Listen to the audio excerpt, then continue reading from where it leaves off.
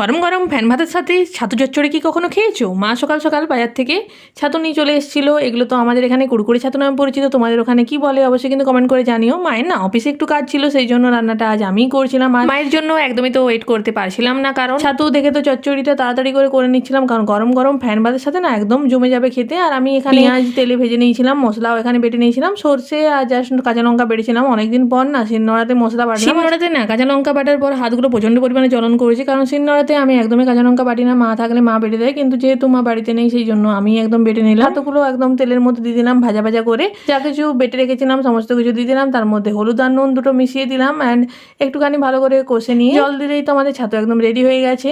এটা না আমি মায়ের কাছ থেকে শিখেছি, আর আমি ছাতুতে না বেশি পরিমাণে পেঁয়াজ ইউজ করি, এতে না খেতে অনেকটা পরিমাণে টেস্ট বাড়ে। আর তোমরা কি এইভাবে ছাতু রান্না করো না কিভাবে করো সেটাও কিন্তু অবশ্যই কমেন্ট করে জানিও। আর এইভাবে না সহজভাবে একবার ট্রাই করে দেখো। আমি তো ফ্যান ভাতের সাথে খেয়ে নিচ্ছি, সাবস্ক্রাইব করো।